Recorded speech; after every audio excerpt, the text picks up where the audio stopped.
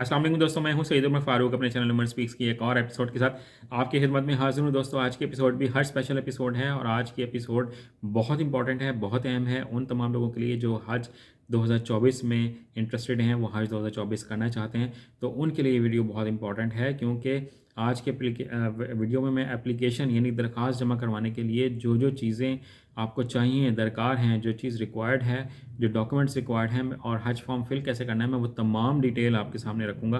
तो इसको आपने एक एक चीज़ को गौर से देख लेना है, नोट डाउन कर लें अपने पास, ताकि लिख लें अपने पास, ताकि आप जब हज की दरख्वास्त जमा करवाने जाएँ तो आपको किसी किस्म की परेशानी का सामना करना पड़े और आपको बैंक के बार बार चक्कर ना काटने पड़ें। बट वीडियो स्टार्ट करने से पहले आपसे सिर्फ इतनी सी रिक्वेस्ट है कि अगर आप हज और उम्रा से रिलेटेड लेटेस्ट इन्फॉर्मेशन से वाकिफ रहना चाहते हैं तो नीचे दिए गए सब्सक्राइब के बटन पे अभी क्लिक करें, क्योंकि इसके लिए पैकेज कोई नहीं लेना पड़ेगा।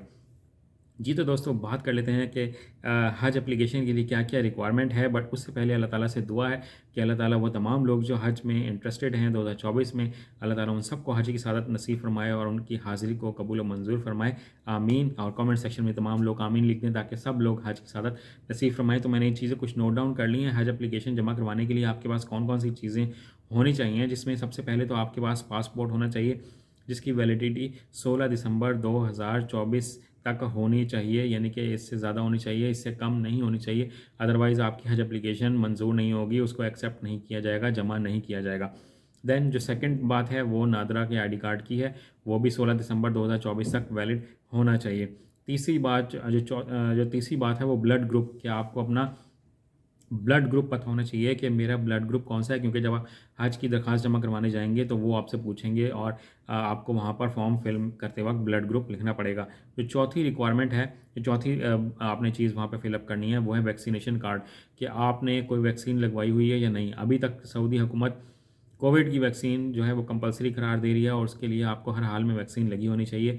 और उसमें एस्ट्राजेनेका, जॉनसन एंड जॉनसन, ये जितने भी 4-5 मशहूर वैक्सीन्स हैं, आपको वो वैक्सीन लगवानी पड़ेगी। जिन्होंने अभी तक वैक्सीन नहीं लगवाई वो उसकी फ़र्स्ट डोज़ लगवा लें। जिन्होंने एक डोज़ लगवाई हुई है और उनको 6 महीने हो गए तो वो सेकंड डोज़ लगवा लें। अगर सेकंड डोज़ भी लगी हुई है और उसको भी 6 महीने ज़्यादा गुजर गए हैं तो आप बूस्टर शॉट लगवा लें, फाइज़र की, एस्ट्राजेनेका की या जॉनसन एंड जॉनसन की। इस तरह जितनी भी कंपनियां हैं जो कंपनीज़ हैं उनकी आप वैक्सीन लगवा लें और उसका आप सर्टिफिकेट भी निकलवा लें, चाहे नादरा से या किसी भी सरकारी दफ्तर से।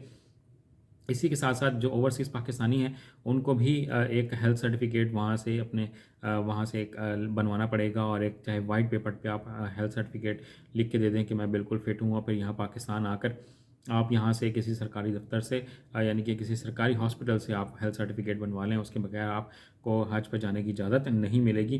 देन जो पांचवी चीज़ है वो next of kin. Next of kin वो लोग होते हैं जो आपके करीबी रिश्तेदार होते हैं। जैसे अगर आप वालिद जा रहे हैं और मियाँ बीवी साथ जा रहे हैं तो आप अपने बच्चे को नेक्स्ट ऑफ किन बता दें, या अपने किसी भाई को बता दें, किसी बहन को बता दें, ताकि अगर खुदा न खास्ता ड्यूरिंग हज कोई प्रॉब्लम होती है तो कोई यहाँ पर कोई ऐसा बंदा हो जिसको इत्तला दी जा सके और वहाँ से प्रॉब्लम सॉल्व हो सके। देन आपके पास बैंक अकाउंट की डिटेल होनी चाहिए कि सिंगल है या जॉइंट अकाउंट है। इस तमाम की डिटेल्स, बैंक अकाउंट नंबर आपके पास कंप्लीट होना चाहिए, IBAN नंबर होना चाहिए। अगर किसी और शहर में बैंक अकाउंट है तो आपके पास अगर बैंक अकाउंट आपको याद नहीं रहता तो चेकबुक साथ लेकर चले जाएं, ताकि आपको बैंक अकाउंट उसमें प्रिंट होता है तो आपको कोई प्रॉब्लम ना मिले। इसी के साथ जो मेडिकल सर्टिफिकेट्स हैं वो अटेस्टेड होने चाहिए। मैं आपको एक और भी बात बताते चलूँ, जो लेटेस्ट अपडेट आई है हज एप्लीकेशन से रिलेटेड, गवर्नमेंट ने ये कहा है कि इस साल हम ऑनलाइन हज एप्लीकेशन कैंसिल कर दिए हैं, नहीं ले रहे हैं ऑनलाइन तक, क्योंकि लोग बहुत ज़्यादा मिस्टेक्स कर रहे हैं ऑनलाइन, क्योंकि इतने पढ़े लिखे लोग नहीं होते, किसी और के थ्रू हज एप्लीकेशन फॉर्म फिल करवाते हैं और उसकी वजह से बहुत गलतियाँ होती हैं। उसी को बार बार फिर दुरुस्त करने में इतना टाइम लग जाता है। बल्कि मेरे ख्याल में ये बहुत अच्छी फैसिलिटी थी, गवर्नमेंट को इसे कंटिन्यू रखना चाहिए था, लोगों को ट्रेनिंग देनी चाहिए थी ताकि ऑनलाइन एप्लीकेशन दी जाएँ। तो अब तक की खबर के मुताबिक ऑनलाइन एप्लीकेशंस को ख़त्म कर दिया गया और ये मेरे ख्याल में बड़ा गलत स्टेप है। जो लोग ओवरसीज़ पाकिस्तानी हैं जो बाहर से बैठ के अपने अगर घर वालों का फॉर्म फिल करना चाहें, क्योंकि वो पढ़े लिखे होते हैं, वो अब उनके लिए ये फैसिलिटी मौजूद नहीं है। अब हर किसी को बैंक जाना पड़ेगा, बैंक के धक्के खाने पड़ेंगे। जो 10 बैंक थे वो मैंने पिछली वीडियो में बता दिए थे। आपको वहाँ पे फॉर्म फिल करवाना पड़ेगा, पैसे यकमुश्त तमाम देने पड़ेंगे। ऐसा नहीं है कि आपको किस्तों में देने पड़ेंगे, बिल्कुल ऐसा नहीं है, आपको यकमुश्त तमाम पेमेंट वहाँ पर करनी पड़ेगी।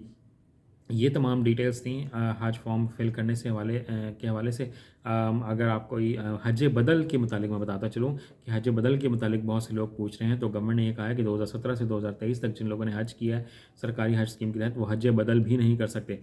अगर वो चाहते हैं कि हज बदल करना चाहें तो वो प्राइवेट स्कीम के थ्रू हज बदल कर सकते हैं। और अगर कोई और आप कोई क्वेश्चन है तो आप कमेंट सेक्शन में मुझसे पूछ सकते हैं। बट अगर कोई बात मुझे पता होगी तो मैं ज़रूर उसका आंसर दूंगा, अगर नहीं पता होगी तो मैं उसको कहीं से पता करके आपको कंफर्म करके जवाब दूंगा। आज की वीडियो में इतना ही कहना था। चैनल पकड़े हैं तो चैनल को सब्सक्राइब कर लीजिएगा। अपना अपने घर वालों का बहुत ज़्यादा ख्याल रखिएगा। अल्लाह हाफ़िज़।